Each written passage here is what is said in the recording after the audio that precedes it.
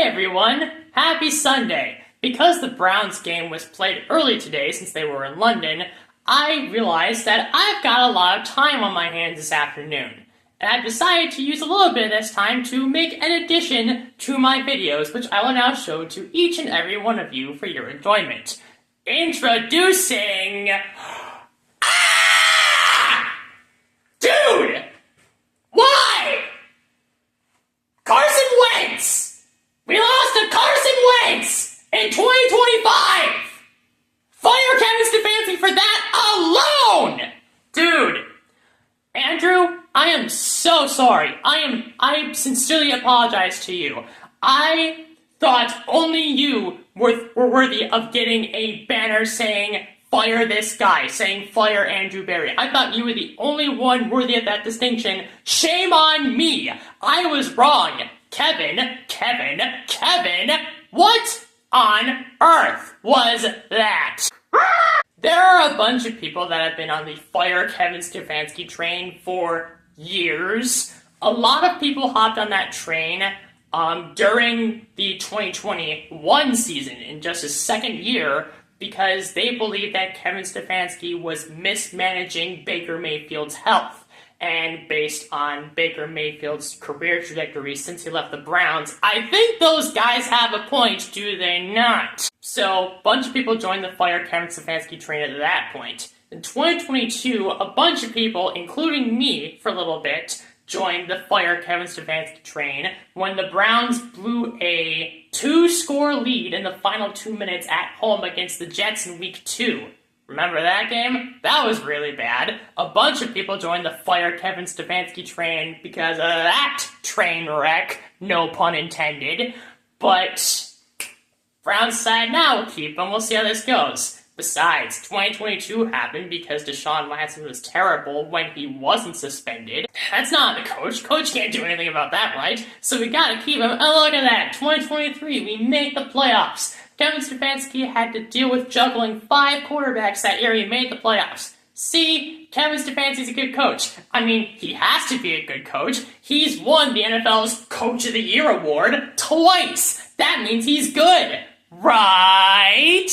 Then 2024 happens. The team is thoroughly miserable. It goes 3-14. We have bar none the worst vibes in the league, let alone one of the worst teams in the league, if not the worst team in the league. And then next year, after nobody of relevance gets fired except for a couple assistant coaches, then we're here again, and now we are 1-4 because we lost in London to Carson Wentz in 2025. Carson Wentz is in his 10th year in the league. He has been a good quarterback for exactly 1 of those 10 years. 1, and that was in 2017, 8 years ago, and we lost to him.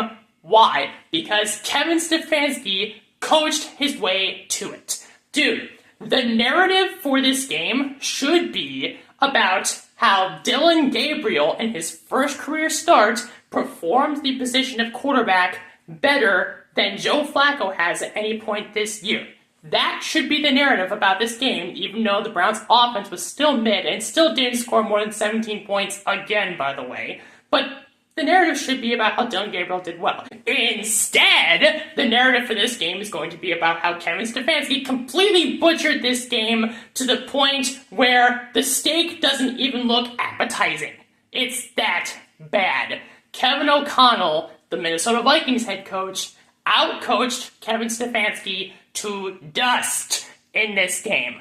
By the way, what was Kevin Stefanski's job before he became the Browns head coach? He was an offensive coordinator, and that's common. A lot of coaches, before they become head coaches, were offensive coordinators for different teams. That's a normal career progression from offensive coordinator to head coach. Next question. For which team was Kevin Stefanski the offensive coordinator for before he became the head coach of the Browns? Oh, that's right, the Vikings! Do you have a humiliation fetish? Fire Kevin Stefanski, now! Dude, Grant Puskar, whose tweet I'm going to put right here, and I apologize if I pronounced your name incorrectly, said it best. This is a picture-perfect example of what happens when you play not to lose instead of playing to win. I'm ready to wave this white flag on Kevin Stefanski, I think. Dude, we were up 17-14 and the Vikings themselves are making mistake after mistake after mistake. The Browns committed no turnovers in this game, the Vikings committed 2, and they had a missed field goal. And the Vikings fan base, perhaps more than any other, knows what it's like to miss field goals in critical situations. That's been the story of their franchise going back decades. Gary Anderson? The thing about Gary Anderson and about Blair Walsh, that's the other kicker I was thinking of. The thing about Gary Anderson and Blair Walsh and their tragic missed field goals that could have won their games in the playoffs for the Vikings in the past is that those kickers did not miss their kicks against the Browns. If they missed their kicks against the Browns, it wouldn't have mattered because the Browns would have lost to them anyway. So, guess what, Vikings? You missed a field goal. Nuts! But you're gonna get another shot. Why? I'll tell you why. Take a look at this. This is the Browns' last 4 drives of the game. Punt, punt, punt, punt. 4 drives. They combined for 29 yards, and those 4 drives collectively didn't even take 7 minutes off the clock. This is playing not to lose, while the Vikings were playing to win. This is an indictment on how terrible Kevin Stefanski was today. This is an indictment on how horribly Kevin Stefanski got outcoached by Kevin O'Connell. You proved you were the inferior Kevin today. Congratulations. Fire Kevin Stefanski permanently. If you have to leave him behind in London, do it. The team is flying out of London, I'm assuming today, and Kevin Stefanski should be left behind. He should have to go on a boat and sail the boat all the way from England back to the States, because he lost to the Vikings. That'd be very fitting. He lost to the Vikings. Known for their seafaring ways and for being mighty warriors, he himself should have to get on a boat and sail back here himself, because his coaching was that bad. Have I made my point yet? Fire Kevin Stefanski, please! I do want to talk a little bit about how there were certain players in this game that were bad, but it's really hard for me to look at this game's result and say, this is on the players, it's their fault. But to a degree, I still have to do that because there were a bunch of players that still had a bad game. Who had a good game on offense today? Besides Dillon Gabriel, who did pretty well in the first 3 quarters before being handcuffed by Kevin Stefanski in the 4th thanks to Kevin's horrendous play calling. And Quinshon Judkins, who is proving himself to be the best rookie running back in the NFL this year, and is proving my belief that he could be an adequate replacement for Nick Chubb back when Nick Chubb was in his prime. Beyond those 2 guys, who had a good day on offense? Njoku caught a touchdown. Harold Fannin, the Bowling Green tight end, whom I love, caught a touchdown, so the tight ends were pretty good today. What did the receivers do today? Oh, nothing. Again, what a surprise. Why are we still pretending Jerry Jeudy is number 1 receiver? I don't know, but we still are. Fire Andrew Berry, please, and thank you very much. Kevin Stefanski's getting the ire for this loss, and he should. He deserves it. Dude, our supposed number 1 defense still got gashed in the last 3 minutes by a career journeyman. Myles Garrett had 3 tackles today, no sacks, no tackles for loss. And I know the rest of the defensive line was contributing, but Myles Garrett's getting paid $40 million a year. Those are the moments where he has to show up to earn his contract, and he was a non-factor. Oh yeah, and Kevin Stefanski called 2 timeouts while the Browns were on defense, thereby when Dillon Gabriel was forced to come back into the game and try to get the Browns to win after the Vikings scored to make it 21-17. He had 0 timeouts to work with. Dude, I'm tired. I'm tired of this garbage. This team sucks! Oh, and next week we're playing the Steelers, so I'm sure it's going to get better. 1-5 is on the way. This team is trash.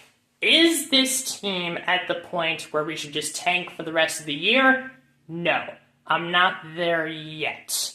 This team is marginally better than last year. Last year, the team was very obviously garbage simply based on the vibes and the fact that our quarterback was a guy who should be in jail.